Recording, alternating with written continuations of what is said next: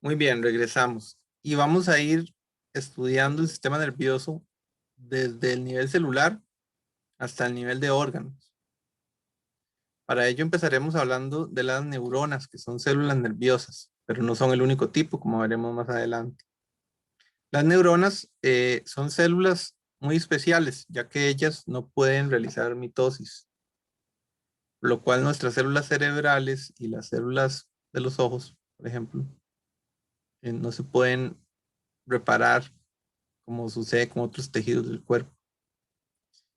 Por suerte tenemos muchísimas, tenemos más o menos 10 por 10 a la 11 neuronas en el cerebro, en el caso del ser humano.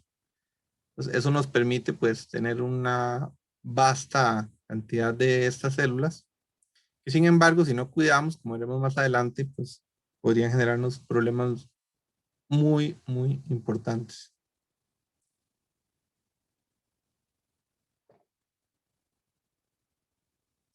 Lo primero que vamos a hablar de las neuronas es que existen tres tipos. A estas les decimos neuronas sensoriales, motoras e interneuronas. Vamos a buscar este otro diagrama donde vemos los tres tipos. Las neuronas sensoriales pues están unidas en este caso a diferentes órganos, por ejemplo a la piel, y ahí hay terminaciones que son sensoriales. Si ustedes reciben un estímulo, por ejemplo, se queman o hace mucho frío o reciben un golpe o una herida o algo así, eso enviará una señal a través de estas terminaciones sensoriales de la neurona.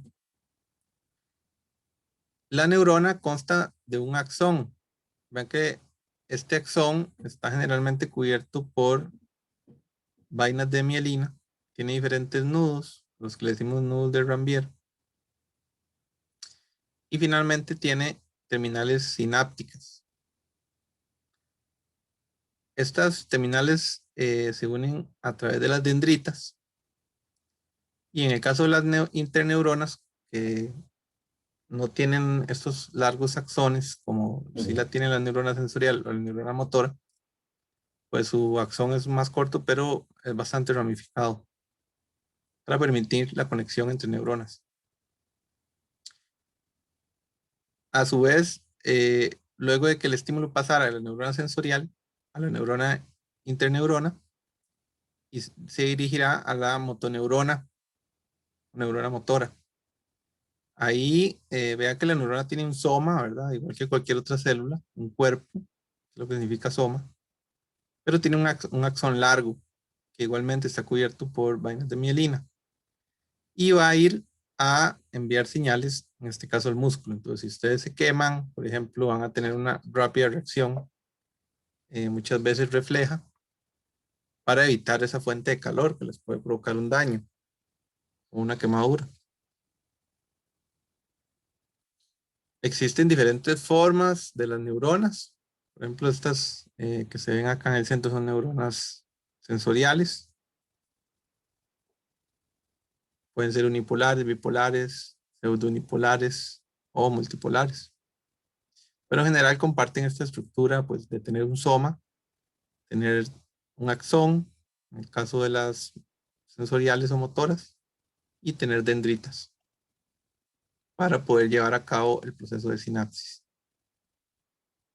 También existen otras células nerviosas que se llaman células de Guial o neuroglia. ¿Qué funciones tienen? Bueno, son las que le dan soporte a las neuronas. Tienen además o conforman el mayor volumen del cerebro. Ellas aíslan los axones de las neuronas, asisten metabólicamente las neuronas y protegen al cerebro del daño y de las enfermedades. A diferencia de las neuronas que no hacen mitosis, estas sí pueden continuar dividiéndose durante la etapa adulta. Eh, el problema es que a veces esto conlleva pues al desarrollo de tumores cerebrales, pero pues es parte natural del proceso que ellas se tengan que reproducir y pueden llegar incluso a pues arreglar digamos conexiones que están dañadas. Algunos ejemplos son estos, los astrocitos, las células de Schwann las microglias. Aquí podemos ver algunos otro diagrama interesante donde salen las células de Swan, realmente recubre, por ejemplo aquí al axón. También están estos astrocitos, están conectados a, en este caso son como eh, venas capilares.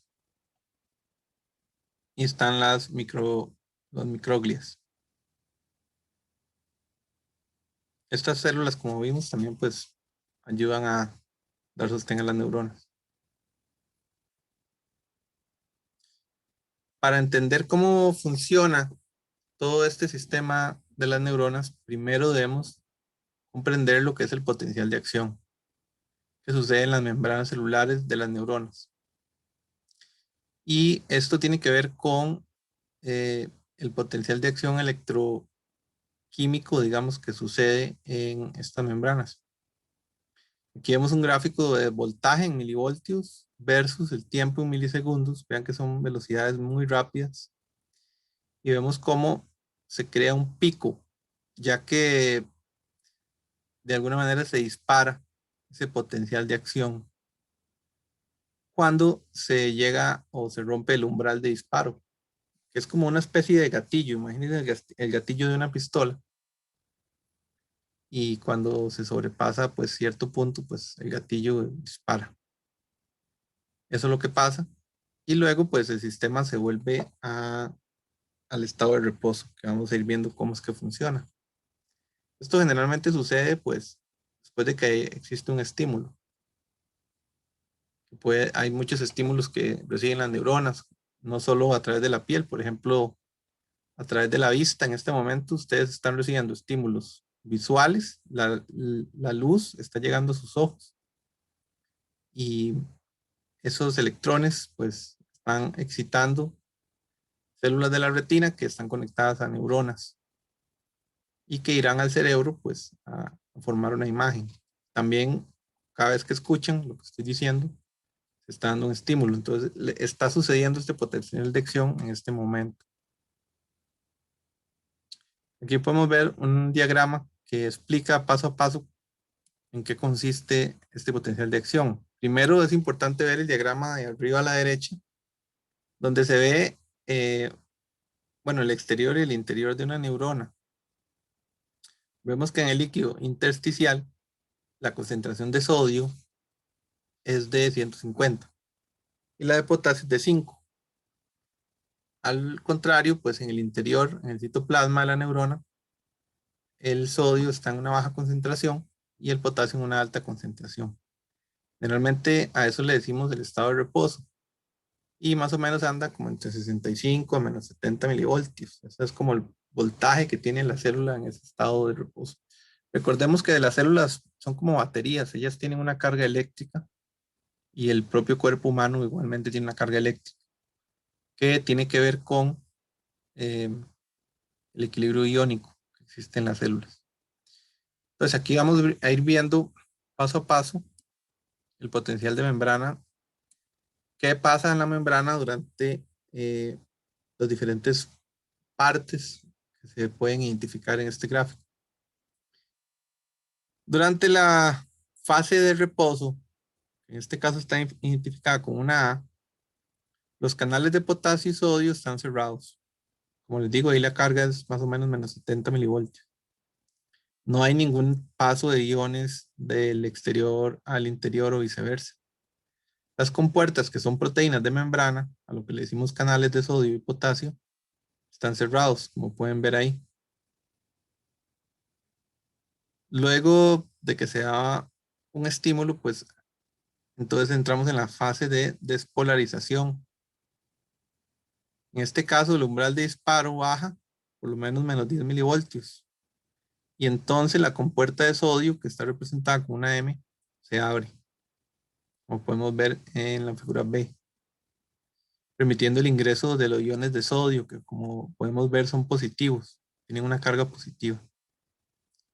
Estos iones al ingresar polarizan la membrana, todavía más de lo que ya estaba.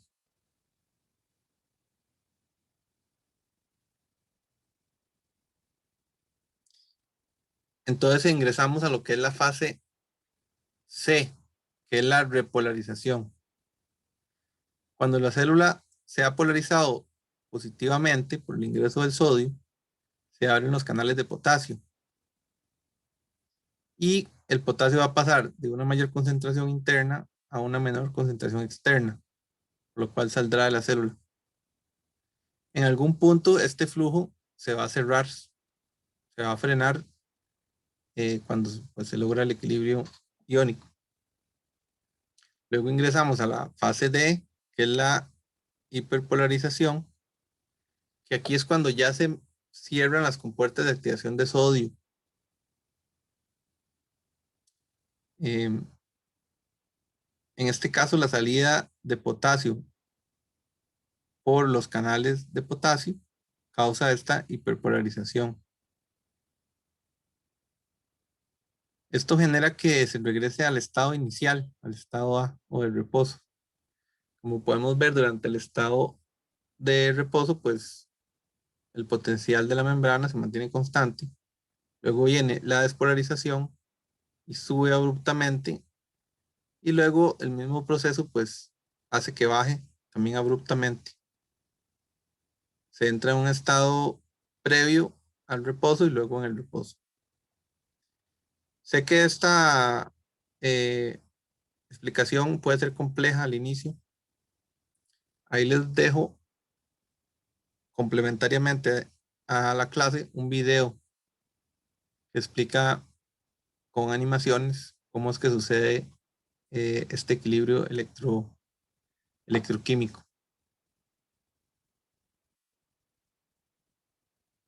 En resumen, digamos, podemos ver que bueno, las dendritas reciben señales, como vimos, y el axón transmite estas señales. Las neuronas en estado de reposo, pues tienen un potencial de membrana en reposo. Es esa pequeña diferencia de voltaje, que vimos que era como menos 10 milivoltios, la que eh, hace que el umbral, digamos, del potencial de la membrana permita que se dispare el potencial de acción por una breve inversión del potencial de la membrana. Entonces, este potencial, como vimos, sucede cuando se abren estas compuertas iónicas, haciendo que se abra primero las compuertas de sodio y que ingrese el sodio y luego pues que salga el potasio. Vean que en estas bombas de sodio y potasio generalmente pues salen 3 sodios e ingresan 2 potasios. Y para que se activen se necesita pues la moneda energética que es el ATP. Ya vimos en clases anteriores de biología cómo es que se genera y por qué es tan importante. Y que se usaba como parte del transporte activo en las membranas celulares. Es importante recalcar que todos los potenciales de acción son del mismo tamaño y viajan en una única dirección que va del cuerpo celular a las terminales del axón. Aquí hay otro diagrama que explica también lo que acabamos de ver. Este es el que trae el libro de texto y lo podemos repasar acá en otro momento por si no les quedó claro. Sé que este tema es complejo y tal vez no se entiende a la primera. Vean que en el estado A, pues en el estado de reposo, el potencial de membrana es más o menos de menos 70 milivoltios. La estimulación por algún estímulo produce un influjo de iones positivos y eso eh, crea un aumento en el potencial de la membrana.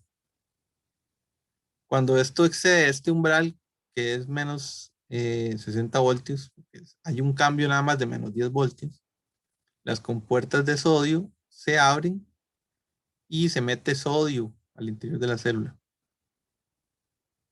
Esto lo que causa es que se abran más compuertas. En este caso, pues las de las de potasio también se abren. Vean que cada potencial de acción alcanza su máximo a los más 33 milivoltios. Y en ese punto ya las compuertas de sodio se cierran. Y las de potasio, pues ahí es que cuando se abren más, ¿verdad? El flujo de potasio eh,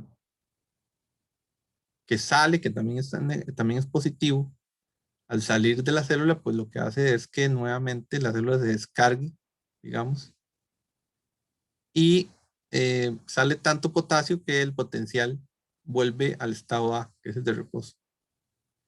Esto pasa de manera repetida en la membrana celular de las neuronas.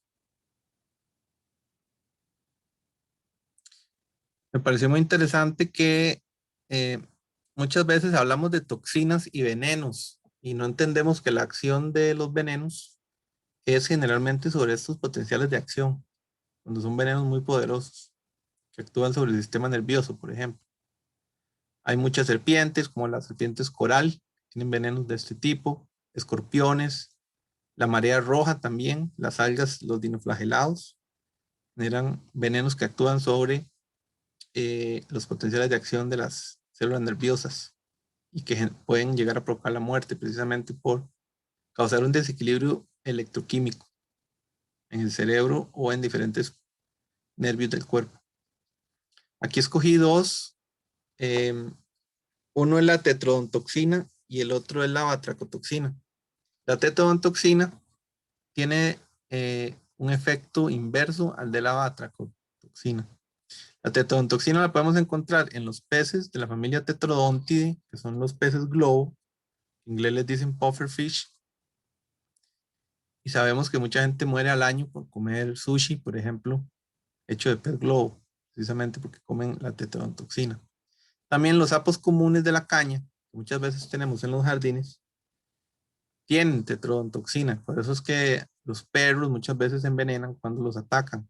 Por eso siempre es importante, pues, tener nuestras mascotas, ojalá educadas para que no ataquen a los sapos, ya que son animales sumamente importantes y beneficiosos, porque puede llegar a provocarle la muerte, ¿verdad? Si su perro se llega a envenenar por esto, pues tienen que llevarlo al veterinario para que le dé un tratamiento adecuado. ¿Qué hace la tetrodontoxina? Bueno, la tetrodontoxina cierra los canales de sodio y entonces no permite que se dé el potencial de acción. Por otro lado, la batracotoxina, que se considera la toxina más letal producida por los vertebrados y que es principalmente producida aquí en el Neotrópico por ranas del género Filobates y otros géneros de la familia Dendrobatidae, que es la familia de las ranas flecha venenosa. Estas ranas adquieren esta toxina mediante la alimentación que tienen, que generalmente son ácaros, hormigas y pequeños animales de la hojarasca. Entonces van bioacumulando esta toxina. Esta toxina llega a ser tan venenosa que la misma rana tiene que eh, crear, digamos, regeneraciones celulares tan rápidas que contrarresten el mismo efecto de la toxina. Y así es como logran un equilibrio que les permite, pues, sobrevivir con esa alta toxicidad. También esta toxina la encontramos por convergencia evolutiva en algunas aves del mundo. Hay un ave que existe en Papúa Nueva Guinea que por convergencia evolutiva tiene una dieta similar al de las ranas, bioacumula batracotoxina en las plumas. Vean que batraco significa rana, entonces es como toxina de la rana, a pesar de que este pájaro por convergencia evolutiva también la bioacumula. El efecto es el inverso al de la tetrodontoxina. En este caso, la batracotoxina abre los canales de sodio y potasio y lo que hace es que no permite, pues, que se vuelva al equilibrio iónico.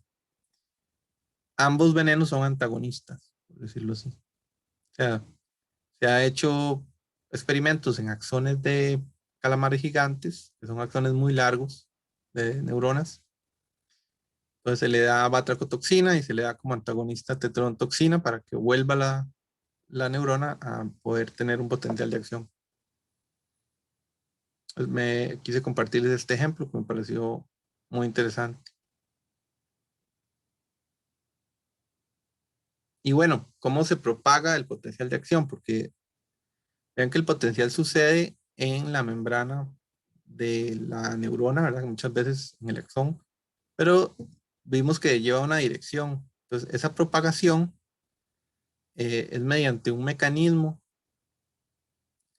que tiene que ver con la activación del potencial de acción y la, eh, el regreso al estadio de reposo.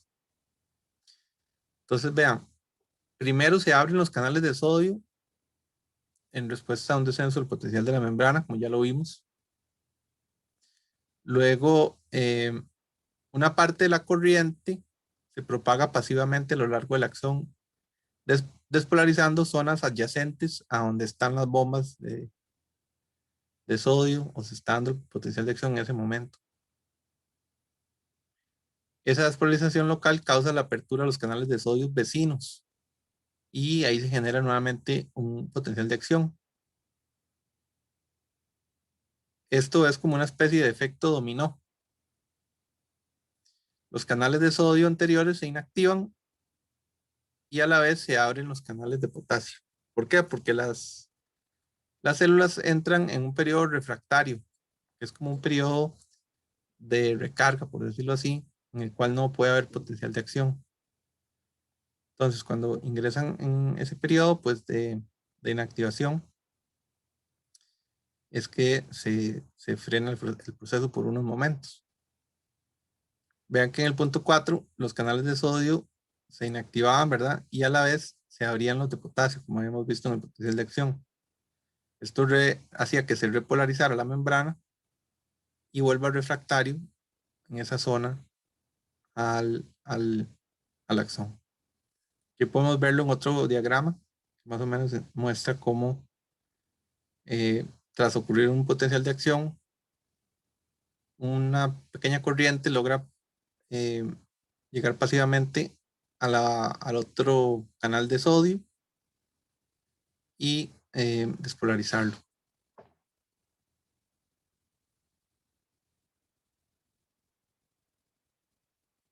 Al final, es muy importante también entender lo que es la sinapsis, que es la unión de las dendritas de las neuronas.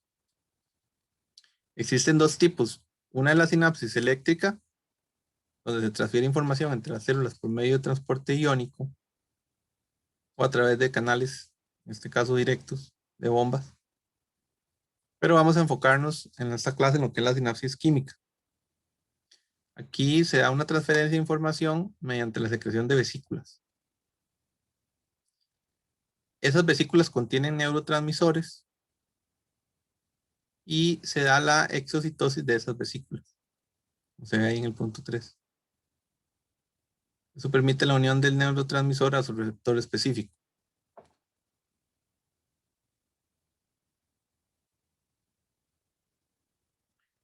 Las neuronas, durante la sinapsis química, envían señales químicas a las células y a la sinapsis entre una neurona motora y una fibra muscular se le conoce como unión neuromuscular, por ejemplo. Esto lo vamos a ver más adelante eh, durante el sistema nervioso somático.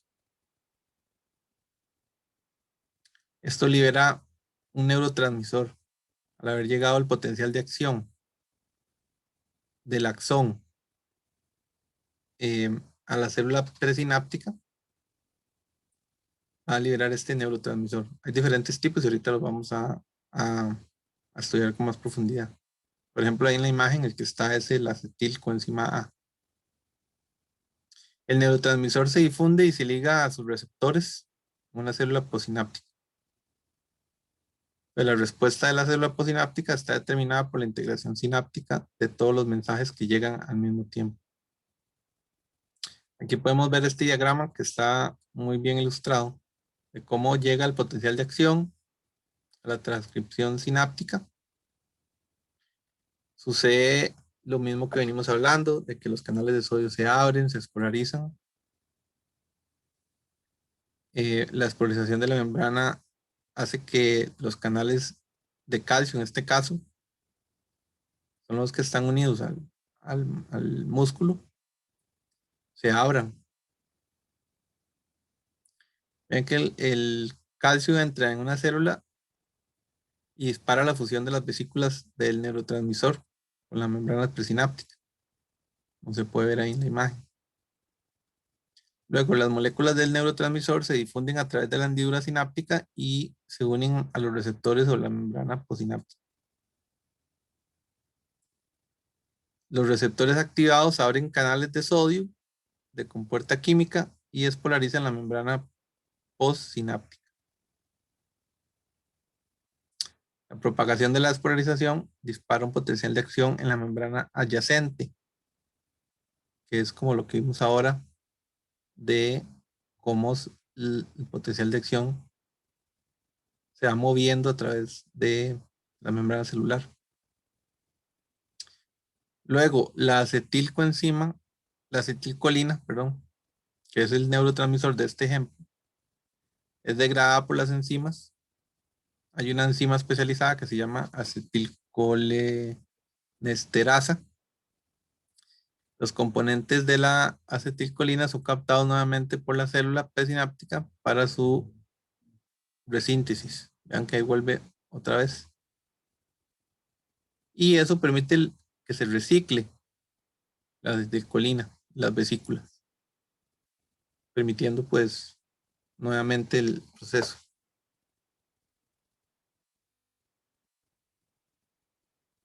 Aquí viene otro gráfico del mismo proceso, por si desean observarlo con más detalle. También viene explicado. Y se puede ver aquí una fotografía, pues, una microfotografía de cómo sucede este proceso entre una fibra muscular y la terminal de un axón.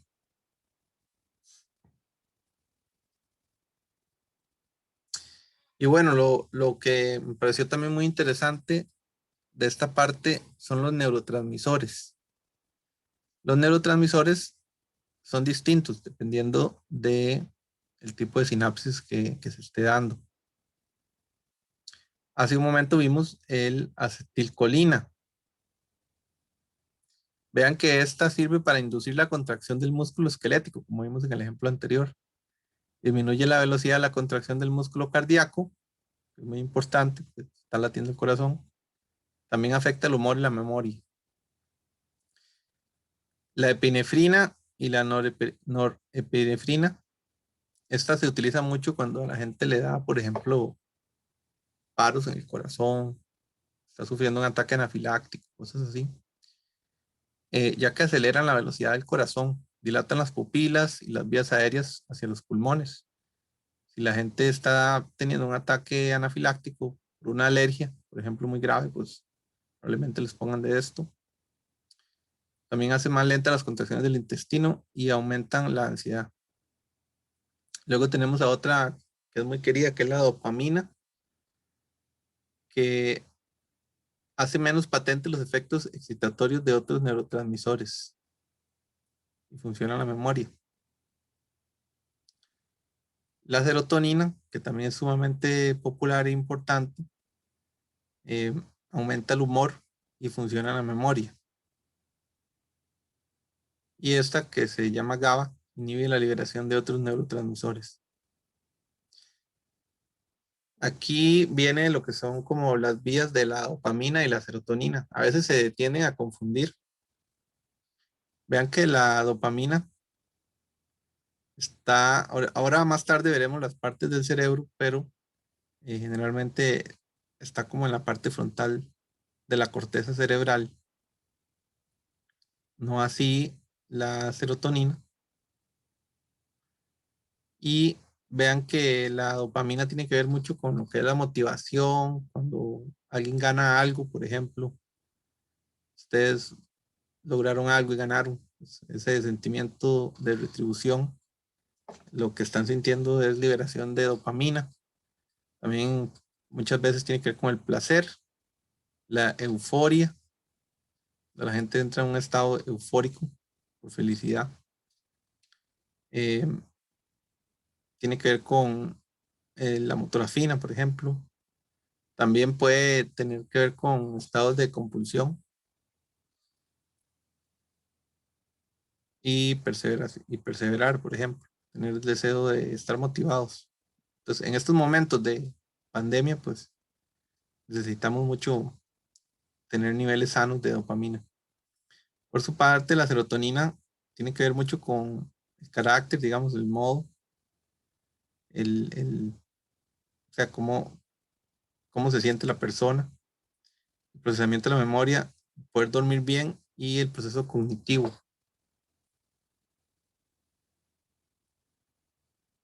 Aquí podemos ver algunos neurotransmisores, la adrenalina, que, bueno, mucha gente es adicta a ella, por decirlo así. Necesita sentir la adrenalina, por eso a veces hacen cosas que son indebidas o que son peligrosas. Esta adrenalina se libera cuando, por ejemplo, se tiene una pelea entre dos animales o entre dos personas.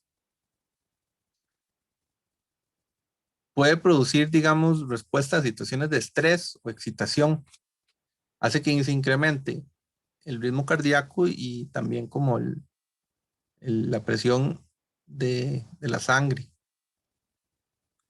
Entonces da como una fuerza extra. Mucha gente, pues, en una situación de emergencia, pues, libera adrenalina y eso le da una fuerza extra que en condiciones normales, pues, a veces ni creen que lograron hacer esa hazaña. Por ejemplo, como un amigo un día lo estaba atrapando un portón eléctrico y nadie lo podía ayudar y de alguna manera, pues, a pura fuerza logró desmontar el portón, ¿verdad? Una hazaña que solo es posible debido a las descargas de adrenalina, de vida o muerte que sintió en ese momento.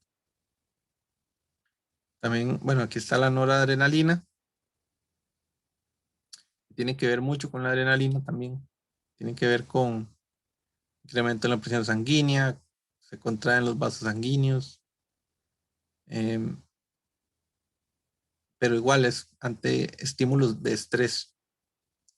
Por su parte, ya vimos que la dopamina y la serotonina, pues la dopamina tiene que ver con el placer y la serotonina con, digamos, el carácter que se tenga ese día o la sensación de, ya sea de felicidad o, por ejemplo, de sentirse bien. Vean que la dopamina tiene que ver con sentimientos de placer, puede generar adicción, pero también es importante para la motivación. Y generalmente los animales y las personas repiten comportamientos que permitan la liberación de la dopamina. Por ejemplo, pues comer ciertas comidas que son altas en grasa, qué sé yo, pues hace que se libere dopamina. Las relaciones sexuales, pues obviamente también generan dopamina. O en el caso de la serotonina, pues vean que sirve, es muy importante para la regulación, para que una persona se sienta feliz, porque podría estar únicamente con dosis muy altas de dopamina, pero si no tiene un nivel también sano de serotonina, pues se va a sentir como quien dice vacío. Eh, Vean que esto tiene que ver con el ciclo del sueño, que es sumamente importante para la salud, y la regulación del sistema digestivo. Si las personas hacen ejercicio y se exponen al sol, pues tendrán buenos niveles de serotonina. Muchas veces la gente se deprime en lugares templados porque tienen muchos meses sin recibir sol. O es lo que nos está pasando en la pandemia a muchos, que pasamos mucho tiempo frente a la computadora, metidos en habitaciones y no salimos al aire libre. Eh, Vean que este GABA sirve para bajar los niveles de ansiedad. También tiene que ver con la visión y el control motor. La acetilcolina, también la vimos ahora, que tienen que ver mucho con el aprendizaje, el pensamiento, la memoria y la activación muscular. El glutamato es el neurotransmisor más común en el cerebro. Tiene que ver con aprendizaje y memoria. Y las endorfinas, que también tienen que ver con sentimientos, digamos, de placer junto con la dopamina. Entonces, mucha gente la libera cuando hace ejercicios o durante el cortejo, por ejemplo, o la excitación sexual. O también durante, qué sé yo, una fiesta o algún momento de euforia muy alta. Y eso sirve para reducir el dolor. También, pues, los animales y las personas, pues, tienden a buscar acciones o comportamientos que les ayuden a la liberación de endorfinas.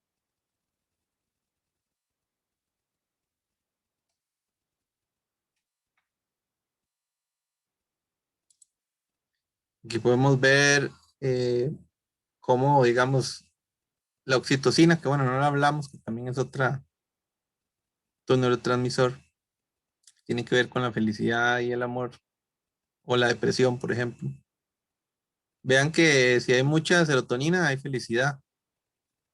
Si hay poco de todo, hay ansiedad.